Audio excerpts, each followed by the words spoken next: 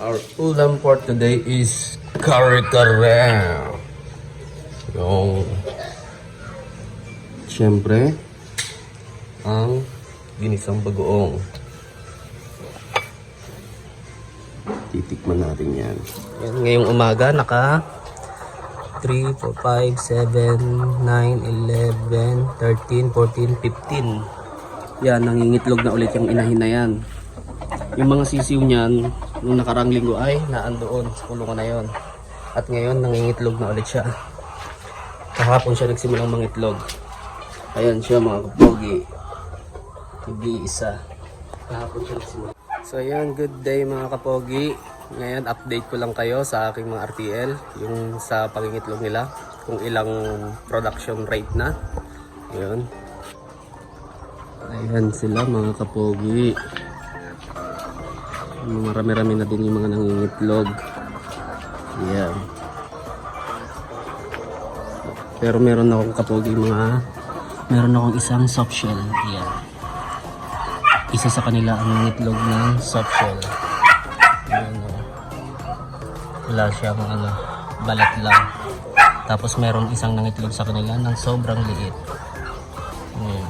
Nahulog to kaya nabasag yung shell niya.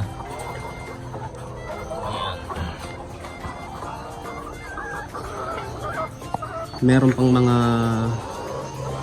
yung mga datihan ng nangingitlog na hindi pa sila nangitlog ngayon. Ito yung mga dito, karamihan mga bago, mga first time palang mangitlog ngayon.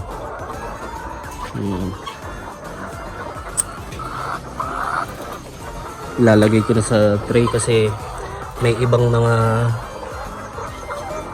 manok na tinutuka nila yung itlog. Katulad nito, nasa taas yan ng itlog. Yung mga nasa babang manok na yan, may mga iba tinutuka. Kaya yung iba may nakita akong may crack. Yung naandun sa pinakadulo may crack yun. Ayan.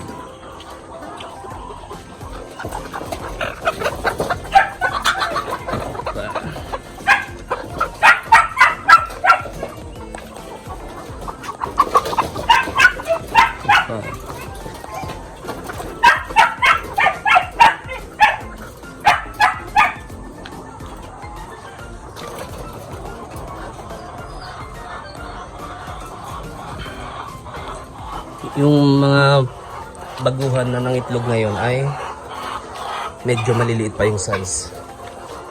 Ayan pa. Ayan. Yung dito sa taas may nangingitlog dyan na rin.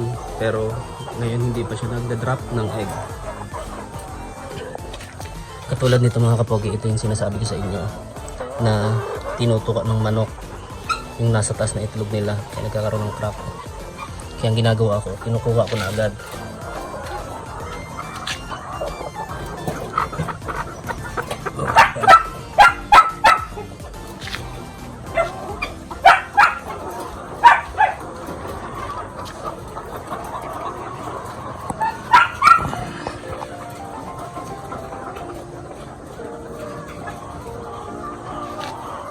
Tingnan pa pala dito. Tingnan pa pala dito.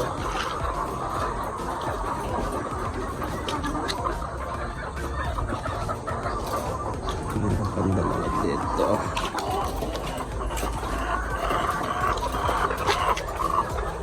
Yung dito ata yun sa taas na hindi pa siya nagda-drop ng egg. Tsaka dito may dalawa dito na hindi pa naglalabas. Tsaka isa dyan sa dulo. Yan. Hanggang mamayang hapon pa naman yung pag-iitlog nila. Mga hanggang alas 3 ng hapon. Yan, ngayong umaga naka 3, 4, 5, 7, 9, 11, 13, 14, 15. 15 na itlog na. Yan, antayin natin hanggang mamayang hapon pa. Yan pa lang yung nag-uumpisa silang mangitlog. Hindi pa talaga sila totally na nangingitlog lahat-lahat. Yan. Antayin ko pa mamaya. Yan, nakikipag-chismisan din yan mga kapogi. Kung ano daw bagong balita. At update ko kayo sa aking mga darag. Good luck. Bigyan ko pala ng saging. Ayun. Meron ako dito mga saging na nahingi ko sa palengke. Yung mga malapit na mabulok. Ayun. Binibigay nila sa akin. Papakain ko sa ating darag na manok. Ayan. Mukha ka rin dyan. Dalawa kayo. Bigyan pa natin ng isa. Yan. Ay, nahulog. Nahulog.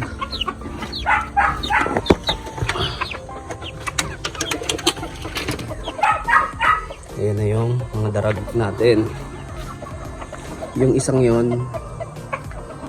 Ito pala. Ito. Yan, nangingitlog na ulit yung inahin na yan. Yung mga sisiw niyan, nung nakarang linggo ay naandoon sa kulungan na yon. At ngayon, nangingitlog na ulit siya. Kahapon siya nagsimulang mangitlog. Ayan siya mga kapogi. Nag-iisa. Kahapon siya nagsimula. Mamaya siguro mga hapon mangingitlog ulit yan. Pinakain nila yung saging.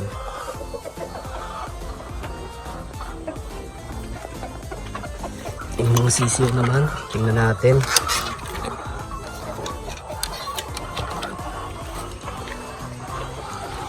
Dito pala sa mga sisiw ko mga kapogi, may namatay ng 4. Ayan sila. Malalaki na rin. Ayun.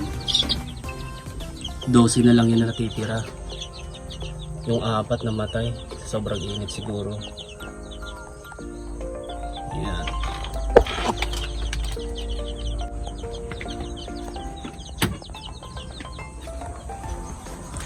Ayun yung aso ko, malaki na, yung Belgian Malinois.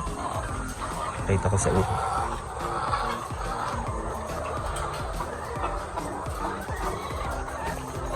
Ayan na.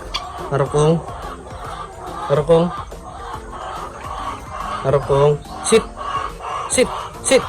Good girl. Ayan, malaki na. Harok to.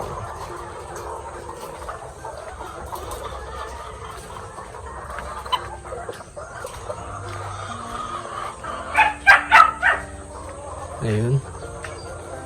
Mamaya mangingitlog pa yan. Marami pang mga hindi nangingitlog. Yung mga datihan na.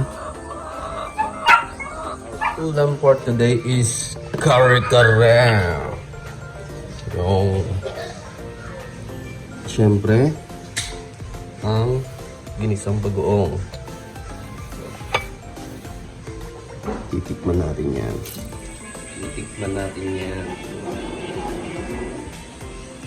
Balat ng baka, puso ng saging. Hot. At ito nga pala mga kapogi yung record ng pangitlog nila. Ayan. Nung March 19, 19 weeks and 5 days doon sila nagsimula mangitlog. 2 itlog. Tapos nung March 20, 2 ulit. Nasundan naging 3. Bumaba, 2, 3, 2, 6, 6. Tapos yung kahapon, March 27 ay siyam. Tapos ngayon, March 28 ay meron na tayong nakukuhang 15 na pirasong itlog. Ayun. Mamaya madadagdagan pa yun. Ayan. Tapos ito, nung isang araw, umorder na kami ng 22 na sakong feeds. Ayan. Ayan, meron din kaming alagang 45 days. Ayan. Ilan na namatay dito? 4 na rin ata. Ayan, malaki na yun. Yan, naunang binili namin. 2 yan, malaki na. Ayan. Para meron tayong pangkatay. Alaga to ng aking biyanan. Siya yung nagpapakain ito. So ayun mga kapogi, hanggang dito na lang. Abang-abang na lang ulit sa next video upload natin para sa bagong update. Ayun, pa-like and follow naman sa aming FB page at sa subscribe sa aming YouTube channel. Ayun, maraming salamat.